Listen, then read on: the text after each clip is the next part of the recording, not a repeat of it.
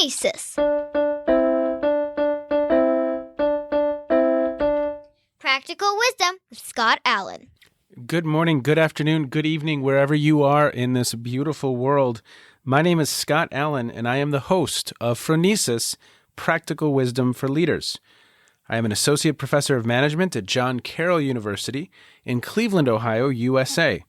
I'm an author, an entrepreneur, a speaker, a nonprofit founder, and the host of 2 podcasts. I'm also a husband and dad of 3. You just heard from Kate, my daughter, who wrote and performed the Phronesis intro. Phronesis offers a smart, fast-paced discussion on all things leadership. My guests are scholars and practitioners, and we cover timely, relevant topics and incorporate practical tips designed to help you make a difference in how you lead and live. Now, I am proud to share that Phronesis is the official podcast of the International Leadership Association, an association that is near and dear to my heart. ILA brings together leaders and those who teach, study, and develop leadership, advancing leadership knowledge and practice for a better world. Learn more at ilaglobalnetwork.org. If you like what we're up to, please click subscribe so you can stay up to date as we release new episodes each week. You can also share what we're up to with others. And now, today's show. Denny, I'm going to go old school on you right now. Everybody, we've got Denny Roberts and Dr. Denny Roberts. Denny, when I think of you, I think of like stationary bikes, and I think of Ron Heifetz. We both, for listeners, we lived in Oxford, Ohio, both of us. And I would go work out, and Denny would always be reading an academic article on the bicycle, or he'd be reading the latest Ron Heifetz book, or the latest Burns. I think it was Transformational Leadership. I came across you once, and I'd be on the Stairmaster, and you'd be on the bike, and every day we'd kind of say hello, and we would talk a little bit about leadership. And it's so good to have you here. I'm so excited for you to be with me today. Just for our listeners really quickly, and then he'll introduce himself. Denny's many things. He has been the Associate Vice President of Student Affairs at Miami University. He has served as a board member of the International Leadership Association. He was the AVP of Education for the Qatar Foundation, so he has global student affairs experience. And most recently, he's been helping with this task force put together by the ILA, really looking at standards and principles for programs. And he'll tell us a little bit more about that. Denny, what blanks do I need to fill in there? You're a grandfather. Yeah. You're in Chicagoland. Unfortunately, you're wearing a Chicago Cubs t-shirt, which my Cleveland Indians, well, that hurts a couple years back. Yeah, it is so funny that you would start us with our first encounters at the recreation center at Miami because Scott, I still do that. I still sit on the stationary bike and I still read stuff. The thing that's so awesome is I don't have to carry books anymore because I have a Kindle. So everything's on Kindle now. So it makes swiping the pages much easier. I can highlight more easily. I mean, it just works a whole lot better. So thank God technology has moved us forward a bit. But yeah, I'm still doing the same stupid stuff. I really am. Totally amazing. But yeah, the Miami days were amazing. And you were so unique because you were one of the few people that I knew just sort of casually, but you would just dive right in. There was never shallow conversation with Scott. It was always, let's go to the essence of this, and that was always kind of fun. And I love those kind of conversations. So thank you for those old days and for the current. It's great. Yeah. Well, so tell us a little bit about some of what I missed. I mean, right. a good portion, especially after Miami University, a good portion of your career was spent abroad.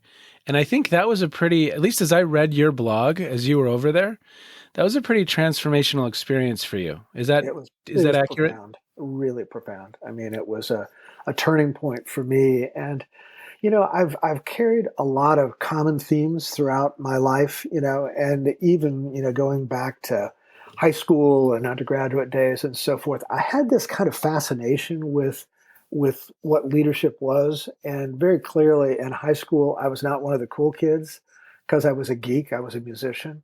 Yeah. So like all the athletes were the cool guys, right? Yeah. And the cool girls were, pardon the language, but they were the cheerleaders and all that kind of stuff too. And I was never in those groups.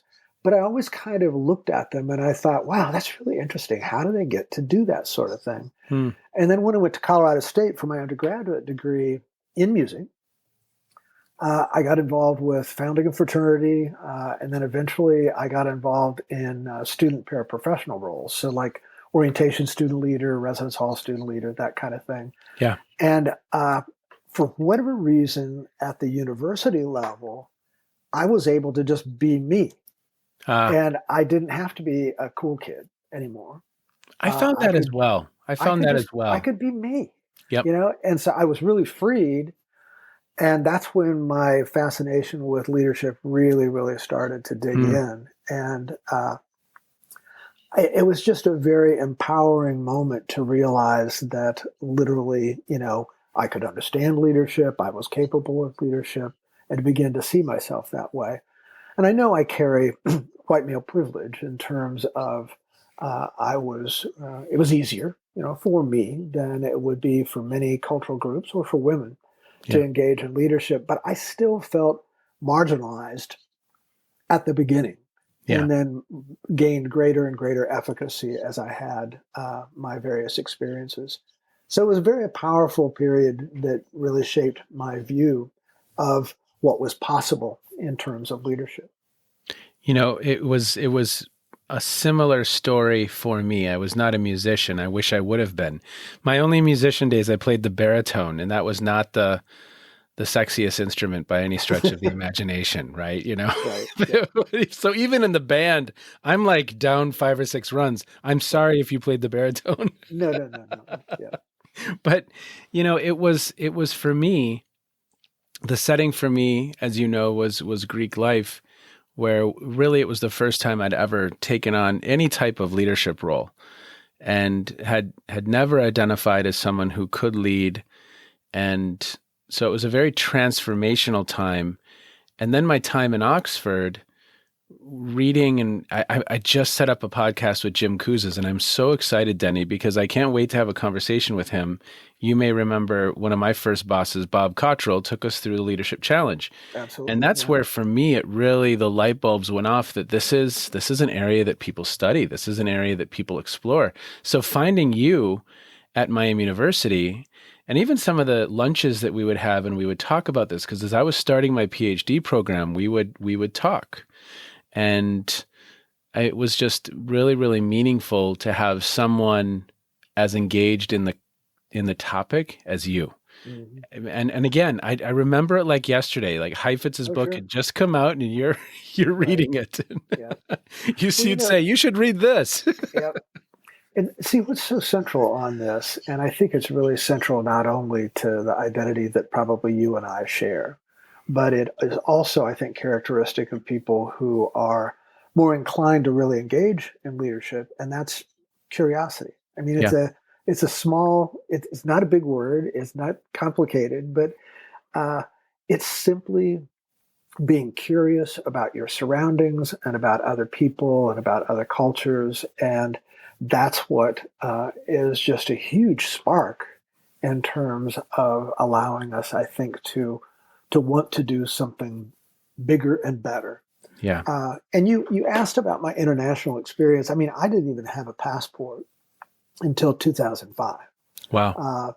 And in 2005, a unique opportunity that Miami had was this Luxembourg campus, which is in Dieverdange, Luxembourg. And I went over as, quote, visiting scholar. So I taught. And then I also wrote the book that came out in 2007, The Deeper Learning and Leadership, during that period of time. But what I did, and it was the most efficient writing exercise of my entire life experience, I had a goal every week. I took all my materials with me to Luxembourg. My goal was to complete a chapter a week. And, oh, wow. And if I could complete a chapter a week, then I had a Eurail pass and I could go anywhere in Europe I wanted to go. Guess how many deadlines I missed? Zero. Zero. Zero. Because you wanted to see Bruges. I did. I wanted to see everything. So Yeah. I would literally work my butt off from Sunday night to Thursday night, and then I'd jump on a train on Friday morning and I'd go somewhere in Europe, and I went to Berlin and to Vienna and to Paris and, and to Bruges. Yeah. And I went to all of these just crazy places, completely going outside of my comfort zone Yeah. every time. Because most of the time I was one of the few single language speakers in most environments I was in, so most people were speaking French and German and various languages around me. Well, I only had English. Yeah. So I had to kind of stumble through that. But man, it gave me a trust in humanity. It gave me an incredible experience of just curiosity and expanding beyond myself. And that's what ultimately led me to want to go to Qatar, Yeah. And when I was offered the opportunity to go over there, I jumped at it, even though it was an incredibly difficult period of time in my family. And, I had to leave my wife in Oxford, Ohio, and Yeah. she stayed back. And those were not easy times from a personal point of view, but man, from a developmental point of view and really expanding my my world perspective, it was incredible and really contributed a lot. Yep. Well, I want to go to, gosh, I'm going to get the year wrong, Denny, but you wrote a book, or you were a lead author on, was it 1981 or 82, where you 81. started to 81? Right. Okay. And I have a copy of it. It's on campus. But that was one of the first publications I came across that really started to try and define some of our terminology that I came across. Right. And, there's been all these arguments back and forth about defining leadership and how we define that. And you can go to Joseph Rost and you can go to any number of other scholars who have explored that conversation. And one thing I think we both have a passion for is maybe not precision, but can we get to a general place of understanding what we're actually trying to do? Right? Absolutely. What are we trying to develop? And what does that mean? And so you and I have had that was the first time. So I'd love to go there, how that conversation came along. Then you and I wrote an article in 2011, and I'd love to get some of your contemporary thinking of the topic, because I think again, I'm not interested in having it buttoned up and that I am correct and this is what's right, quote unquote. But I think we have to do a better job of having some baseline understandings of what we're trying to accomplish in certain situations. Exactly. Yeah. Well, that whole exercise that resulted in the 1981 book, Student Leadership Programs in Higher Education, it came about as a result of, first of all, I had gone to the University of Maryland as an assistant director of orientation, showed up on July 1st, 1973, and my boss quit. So all of a sudden I'm acting director, right? Yeah. And a guy by the name of Bud Thomas hired me to do director permanently then after that. But then within a couple of years, he and another guy whose name was Drew Bagwell, who is huge in fraternity work, decided that we needed to do something at Maryland, more specifically related to leadership. And so they had seen me cultivate leadership in the orientation programs and thought that I would be a good prospect for this. So they invited me to do it, and I said, sure, I'll do it. Yeah. And I went to the American College Personnel Association meeting that spring of 1976, and there was this meeting of activities and Greek life people all together. Yeah. And there was just a general question that was put out to the audience. A lot of people had been talking about doing stuff in relation to leadership learning, but nobody had models. Nobody had anything or a shared language that they could actually use to deepen the work. So they asked, is there anybody out there that would be willing to share a task force that would basically dig into these ideas? So I was stupid enough and curious enough that I raised my hand. And so I ended up being the task force chair.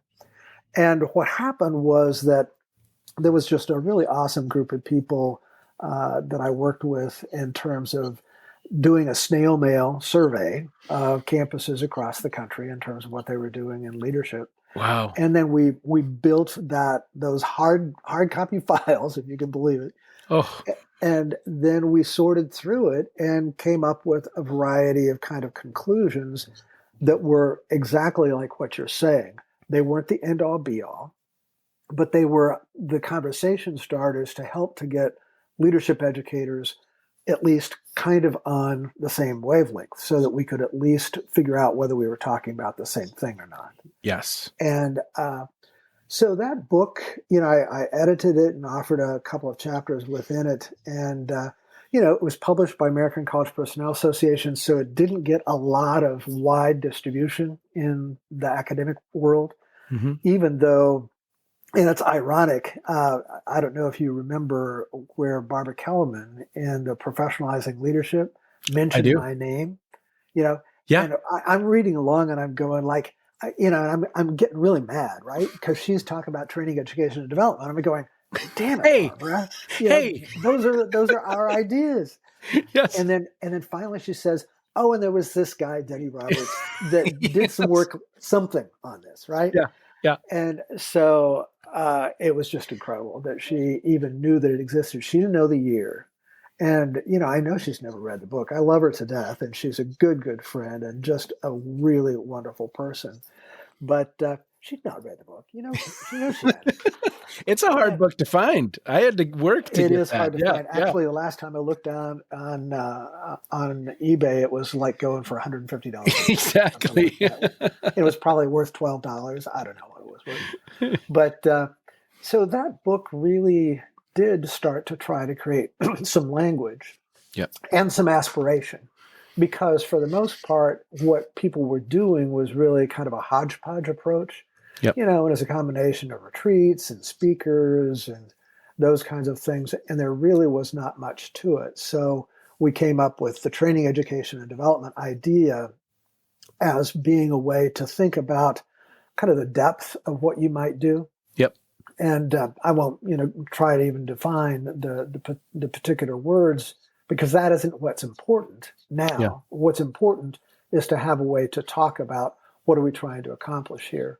And particularly when you look at the development aspect of it, what we now know from research is that true leadership learning is this lifelong journey. Yes. That combines knowledge, experience, experimentation, risk-taking, identity development. It's a whole constellation of things that are required in order for true leadership development to occur.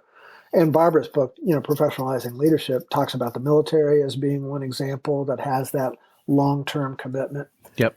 And unfortunately, in higher education, and this is where my Deeper Learning and Leadership book is important. In Deeper Learning and Leadership, I not only talk about training, education, development, but I talk about this holistic journey of leadership learning, and I also critique higher education. And I critique it from the standpoint that I think higher education has become very bureaucratized. Yeah. And it's siloed as a result of that. And it's not only siloed across administrative units, but it's siloed in terms of disciplines. It's siloed in so many ways that really makes all sorts of kinds of learning difficult, but particularly where it's related to leadership learning. One of the other things that we know from the multi-institution study of leadership is that it isn't a leadership course or being a leadership major that makes the difference. It's a whole succession of related ideas that affect the student experience. Yeah. And that's really what I think, that's where we fall short in higher education. Time and time again, when I talk to my colleagues across the country, when I consult, I find that what they're battling is either disciplinary silos or administrative silos that keep campuses from actually achieving what they want to accomplish. Hmm. It's a fascinating problem, and I don't know that we have it nailed yet. What I am happy about is that the process that you mentioned earlier, which is the task force in ILA to Yeah. devise standards, which it's also interesting that we ended up not using the word standard. Yeah. Because we just couldn't go there. The group was not ready to go to a standard, but what we did agree to was principles. Hmm. And so going back to our language, Scott, in 2011, we talked about a principled universalism. That's the term we used, which is kind of a highfalutin word or phrase for let's get a basic agreement about what we're trying to do, and then let's have a conversation about it. Yes. And really, the ILA paper, as it starts to come out, and I pray that people will understand that as a principled universalistic approach, rather than nitpicking and trying to define all the details that sometimes get us tripped up. And I don't want to ignore the fact that, details are important. I understand that. Yeah. But as a person who, in my entire life, in terms of work and writing and consulting, has always been about being a translator and integrator. That's who I've always been. Yep. And I just think that we have to work harder to integrate what we're doing and to translate what we're doing, and especially when you talk about an international kind of a context. I mean, the differences around the world and different cultures are vast. Yeah. And you can't dictate internationally a model that is going to be in opposition to a specific culture. You just can't do that. Yeah. So the whole process has been amazing. It really has been. I literally just had a flashback to a meal that we had in Oxford, and it was as I was beginning my PhD program. And it's really fascinating because this is one of those examples of like a seed that you probably, this is what, 1998, 1999, 2000 maybe, and probably 2000, 2001. Maybe it was 2002. I keep going up in years. Yeah. But it was interesting because I think you made a similar statement to that. I was talking about all of the different theories and everyone feeling like they're right. And you said something to the effect of, look, what's important is that there's a general agreement and that this is pragmatic and it's translated so that it's useful for people to actually integrate into their practice. Absolutely. And you can get lost in these arguments of semantics, and so it was really cool to hear, Denny, because at the time, I think when you get into some of your academic work, you feel like, well, I don't know how to explain this, put it into words right now. But the theory part of it is highly valued. And the being a translator piece is not necessarily as valued. It's not as accessible in some ways. There aren't journals that you can have a position at a research one and be publishing in a highly pragmatic journal.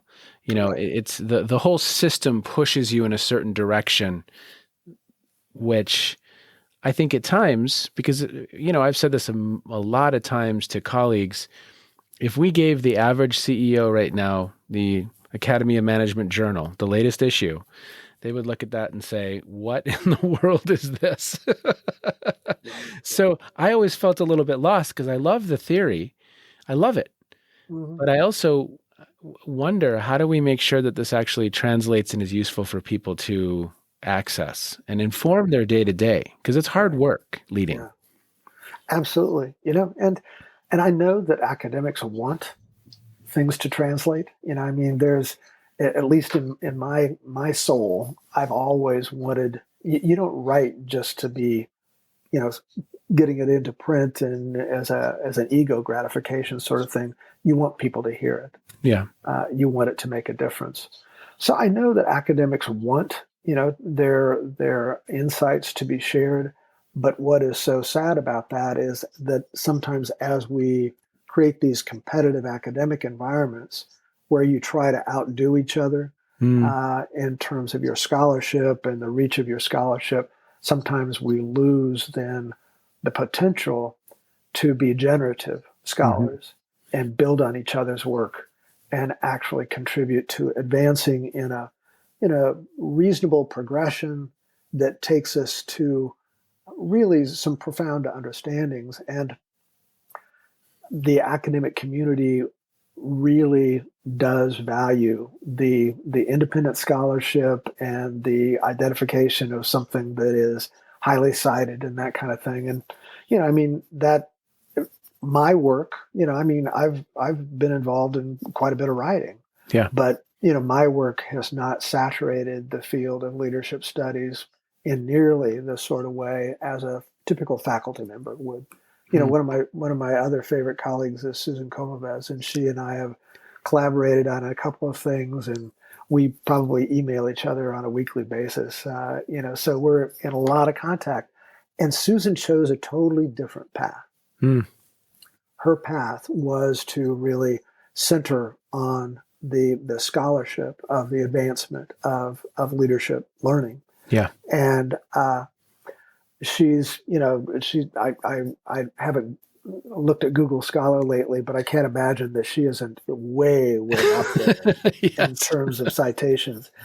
And I love her work. And the thing that probably means so much to me is that she values the contribution that I've made as a translator integrator. Yep. And even though my saturation of scholarship isn't nearly of the level that she has achieved, I'm very, very proud and satisfied that I've kind of walked the path of that middle ground, which is both being a practitioner as well as a scholar. I mean, I've tried to kind of be both, but you do kind of get lost in the wilderness in between, Yes. I'm not John Maxwell, but I'm also not, Bruce Avolio.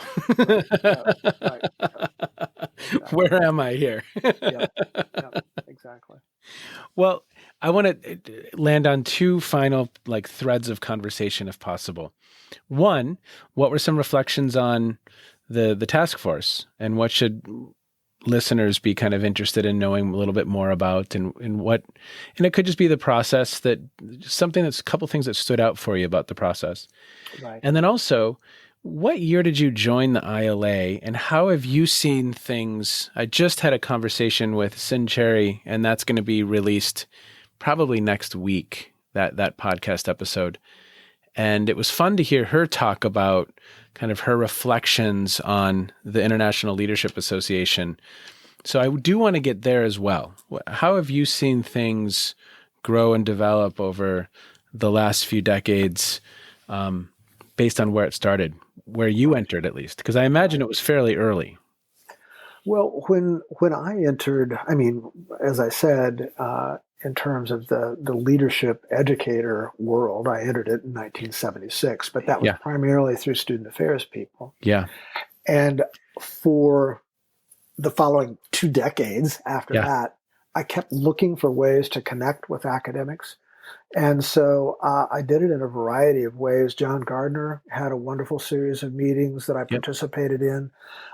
There was an initiative that was headed by Irving Spitzberg. I don't know if you even know that name. I don't. And Spitzberg, I can't remember if that was ACE. I think it was ACE. Okay. He had a grant to pull basically scholars together on leadership. And in all of these things, I kept saying, people, talk to each other. I kept saying it. Nobody would listen. And then all of a sudden, I show up at this kind of bizarre meeting in Los Angeles. And Sin Cherry was the kind of local arrangements chair. But guess who was the intellectual chair and the convener of the meeting? Barbara Kellerman. Yeah. And Barbara, in her wonderful way, just was very, very provocative in the meeting and just did wonderful stuff in terms of really stimulating a significant conversation. And my blood was boiling the entire time because there was very little recognition of the contribution of the co-curricular or the student affairs Wow. in leadership. So what did I do? I went up directly after the meeting and I said, Barbara, Hey. stop it. Hey, we're out here. We're doing this. Yeah. And she said, well, help me fix that. Yeah. And I said, I will. And so that was -1 ILA. Yeah. And so the first ILA then occurred the following year, and Barbara asked me to pull together names and addresses for my network of student leadership educators that were primarily in the co-curricular arena. Yeah. And I did that. And then I contributed that to the first meeting. Lots of our friends showed up, which was just wonderful. And, they're still there. Yeah. And ILA actually is the first place where there has been at least a home base for both student affairs, leadership educators, as well as leadership scholars. Yeah. And that has been just wonderfully empowering to me, gratifying to me. I mean, at least we're having those conversations. And so I actually served as the first chair of the member interest group that was for, quote, leadership educators. So I did that for several years. And then, my problem in this kind of integrator and kind of chameleon, and I don't even know what you want to call me, but I get so interested in so many ideas that I get distracted. I always come back to leadership, but I did get distracted after doing the ILA thing for several years, and then I kind of wandered away, and then I wandered back. Literally came back in a later time.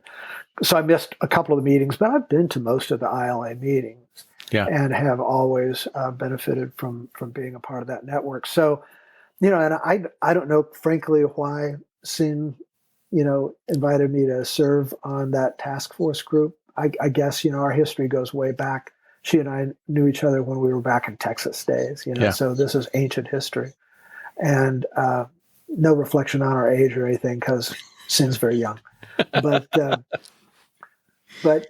she invited me to be a part of the task group, and the group that was assembled, actually, most of the people were not known to me. I knew a few, but most of them were not. And the process was a series of meetings we had intended to do face to face, but obviously the pandemic prohibited that, so we did everything virtual.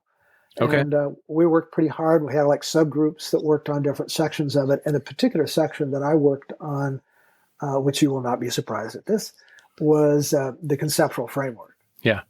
Which is kind of the big picture sorts of things. So the principles document actually has 5 categories. The first is context.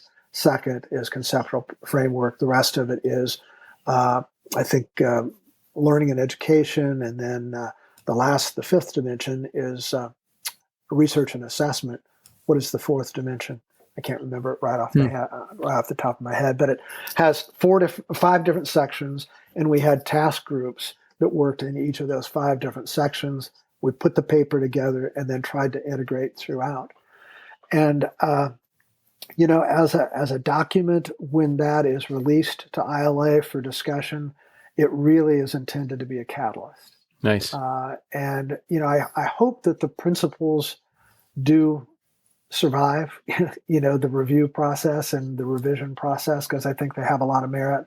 But surely, there's going to be a lot of revision to it and improvement as well. So I think it's an ongoing journey, one that has to be done. And that was one of the really compelling things for us as a task group, was that, we've got to do a better job of leadership learning. We've got to document our outcomes. We have to know what we're trying to accomplish. Yes. We have to have focus in our efforts. I mean, we need those kinds of things. And although standards would have been a possibility, the standards probably would have fired up more resistance than it would have been worth. Yeah. So therefore, identifying principles was the best path. I think eventually, there may be a day when there will be a standard that will be created, but I think that we will need to advance, our understandings a little bit more deeply before we're ready to go to that level. Yeah. But at least for now, the principles, I think, should be a really, really helpful conversation for ILA and for others. Mm-hmm. Yeah. Well, yeah, my conversation with Barbara Kellerman, it may have been last September, maybe it was last summer sometime. I had not read Professionalizing Leadership, and I thought that was a really, again, provocative, interesting read that just really makes you think about what we're doing. Right. And I think for me, that's the most important. Are we intentional about what we're trying to accomplish? Exactly. Are we measuring our ability to accomplish that? Yep. And in other industries like pilot training or surgeon, there's efforts to do that. This is a different context, so there's different nuances. It's not an apples to apples comparison by any sense. But how do we up our game a little bit from maybe where we've been? Absolutely, yeah. And Barbara has been so effective over the years to provoke, and she doesn't necessarily seek consensus. I mean, that is rarely her purpose. Her purpose is most often to bring a new perspective. I mean, I just read not too long ago the new book on Leaders Who Lust. I don't know if you've read that. I haven't. Has it been released? Oh yeah. Oh, okay. Yeah. She was when I spoke with her, she was working on that. Yeah, no, it's out and it's very provocative. So. Well, she was also working on the follow-up to that, which is The Enablers, which was, exploring some of Donald Trump's circle is what she was investigating at that point. So she does good stuff, really, really good stuff. Well, Denny, as we wind down, maybe share with listeners some things that you've been reading or listening to or streaming lately. Doesn't have to have anything to do with leadership, but just something that listeners may be interested in. What stood out for you? Yeah. Well, as you mentioned, as we started off, I have this crazy blog that I've been doing since 2005, and I don't even know how many entries are on the crazy thing at this point. I mean, there's a lot of them. Some years have been more productive than others, but I review a lot of different things. I do review new documents in the leadership world, but I also look at issues of spirituality. I look at lots of music. I'm because of my background in music and undergraduate degree in music, I love reading about composers and how they came to their ideas and how they exhibited leadership in their own sort of way. And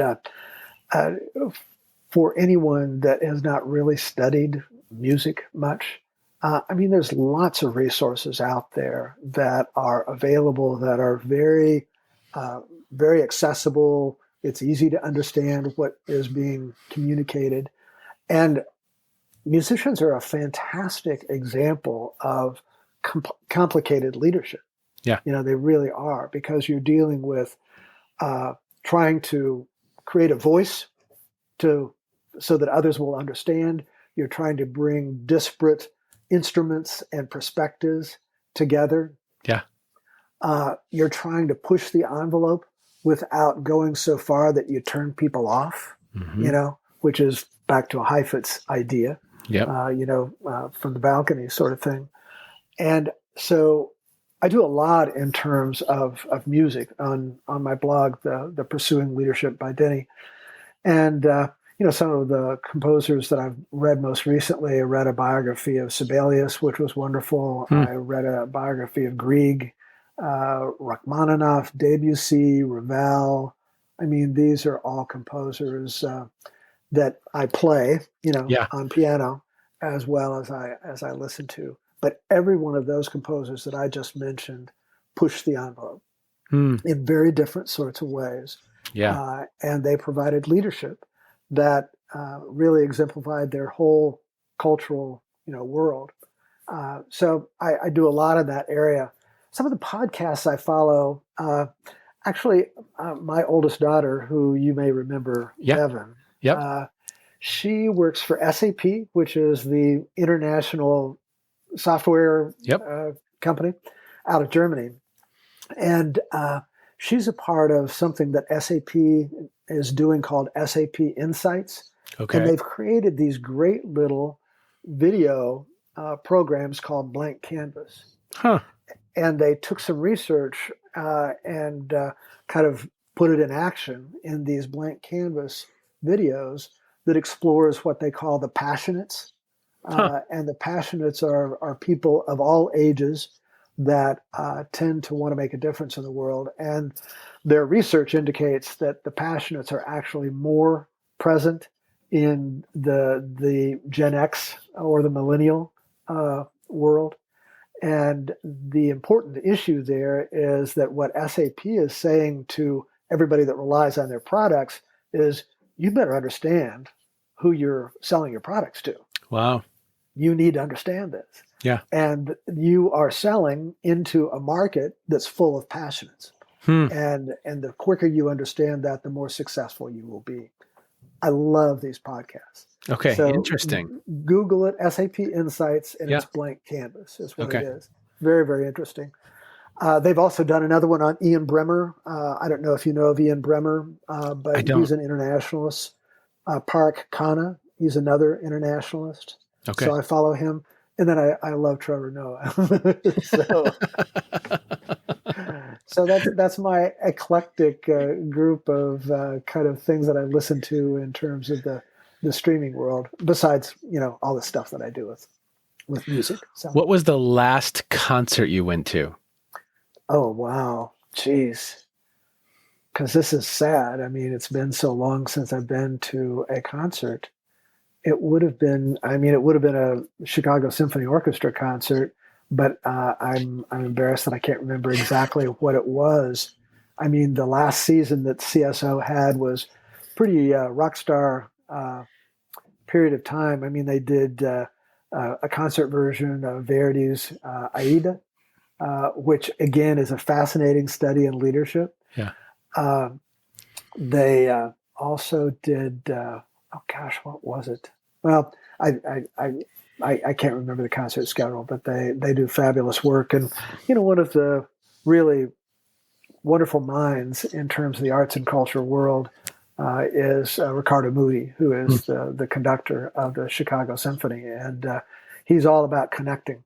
And he connects to different cultures, different people, and he is deeply passionate about trying to use music to bridge.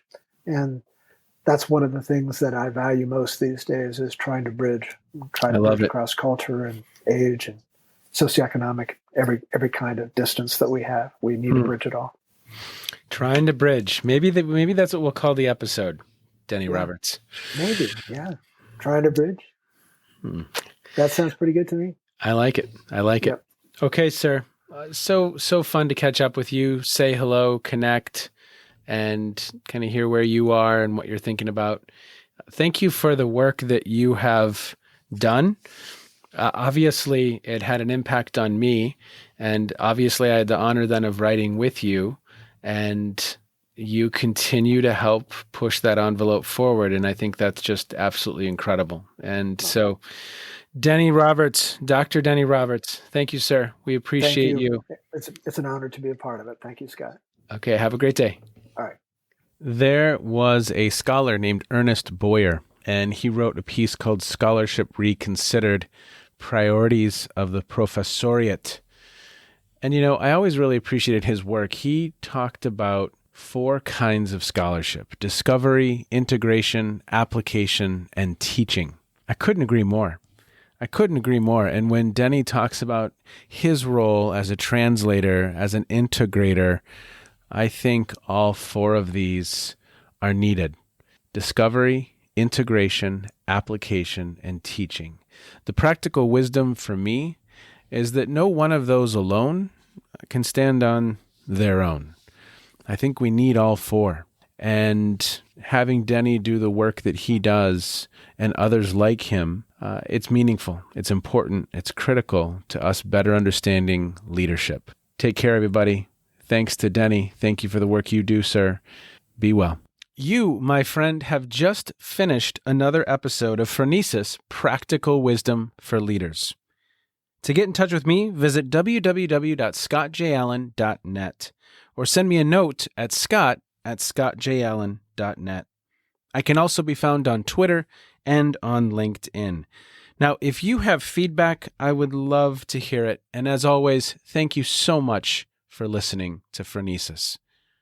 If you like Phronesis, I have a second podcast. It's called the Captovation Podcast. That's with an O, Captovation Podcast, where I speak with experts on the topic of designing and delivering incredible presentations. And now, Kate's twin sister, Emily, with the outro.